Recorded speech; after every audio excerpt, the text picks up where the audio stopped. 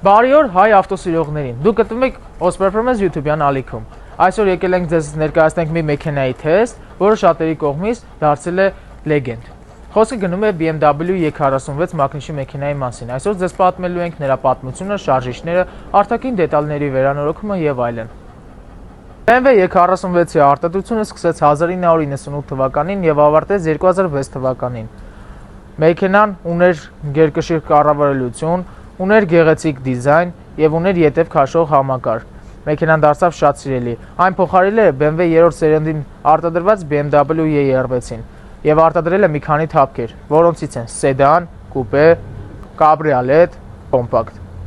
Մեզ մոտ, որը ձեզ պետք է ներկայացվի BMW E46-ը, առկա է 2.5 M54 ծավալային շարժիչ, 192 ձիավի հզորություն, որը թույլ է տալիս 7.2-ից 7.5 վայրկյանների ժամանակահատվածով զարգացնել 0-ից 100 կմ/ժ արագություն։ M54-ը դարձվել է հուսալի եւ շատ պաշտպանված շարժիչ, այն ունի 6 պորշին հզորություն,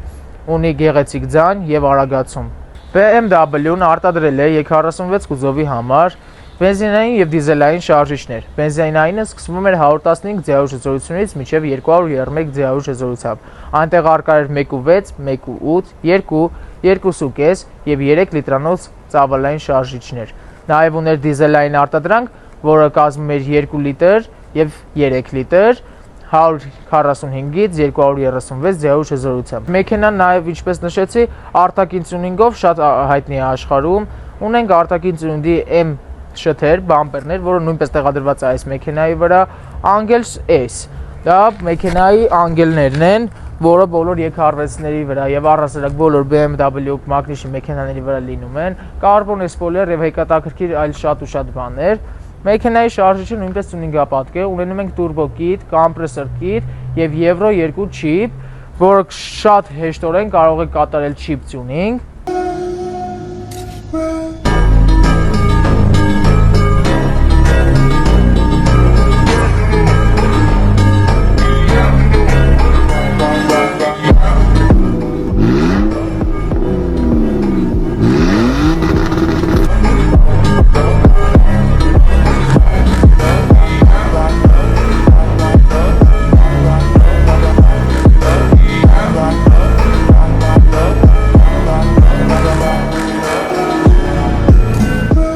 Մեքենայի սրա արտադրված է լայն եւ ընդարձակ, ունենք մուլտիղեկ ավտոմատ փոխանցման տուփ, որը հագեցած է, ունի սպորտ եւ մեխանիկա ռեժիմներ, ունենք այլները էլեկտրական են, այս հատվածները այնպես են արտադրել, որ փափուկ են, այլ ոչ շատ մեքենաների նման պլաստմասից, airbag-ները եւ այստեղից, ղեկից, շիթոկից, նստատեղերը գրկող ֆունկցիաներով, բայց էլեկտրական չեն, քանի որ հասարակ կոմպլեկտացիան է, կաշվեպած սրահ է, շատ լայն է եւ հարմարավետ, ունի սովորական լյուկ, էլեկտրական լյուկն է, կառավարված։ Մեքենան շատ հարմար է վարելու համար եւ լրիվ այլ նպատակներով է այս մեքենան ստեղծվել, այդ մանրամասները կիմանանք հաջորդ վիդեոյում։ Մեկ րոպե, ուզում եմ ձեզ սիրով տեղեկացնել շեղվենք վիդեոից։ Մենք զբաղվում ենք գեղեցիկ լուսանկարությամբ, նույնինքը ավտոէդիտով եւ ավտովաճառքով։ Բազմի թող քո հնարավորությունը զանգարի վերևում նշված հեռախոսահամարով եւ քո մեքենան նույնպես կգտնվի մեր էջերում։ Դե ինչ, մեքենայի ետնամասը այնքան լայն չէ, ինչքան դուք մտածում եք, իմ նման մեծ եւ չափսերով նույնպես մեծ բոյով լինելու ցանդերց, մեքենայի նստատեղը ներկապային ամբողջովին ետ է, որը թույլ չի տալիս հանգիստ նստելուն։ Այստեղ նաև բոյովների համար գլուխը կպնում է կրիշին, որը նույնպես շատ վատ են արտադրել, բայց ինքը կաշվեպատ, փափուկ, հարմար մեքենա է։ Ժողովուրդ ջան, ամրը գոտվում ենք եւ շարժվում ենք։ Մեքենան շատ հարմար է վարել քաղաքային պայմաններում։ Շատ մարդիկ մեքենան տյունինգապատ են անում եւ օգտագործում դրիֆտների համար։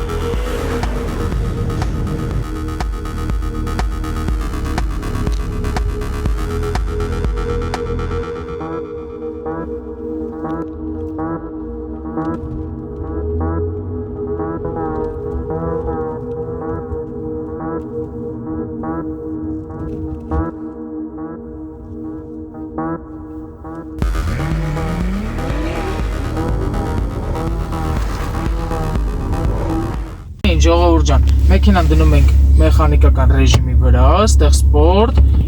1 ու շարժվում ենք։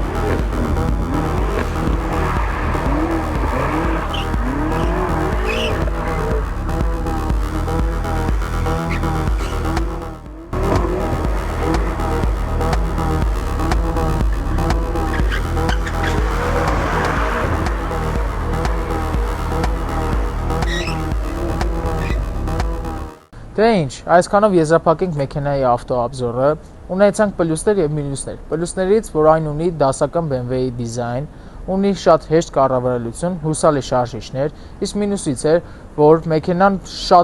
կարող է նաև շատ բենզին ծախսել, մինուսներից է, որ ունի էլեկտրական խնդիրներ շատ են լինում և կախոսները շուտ են մահաշում։ Եթե ձեզ դուր եկավ այս տեսանյութը, մի մոռացիր բաժանորդագրվիր ալիքին, դիր քո լայքը, գրիր կոմենտ, թե հաջորդ ավտոաբզորում ինչ մեքենա ներկայացնենք ձեզ, սիրելի հանդիսատես, այսքանով մոտենում է ավարտին մեր վիդեոն, կհանդիպենք հաջորդ ավտոաբզորին։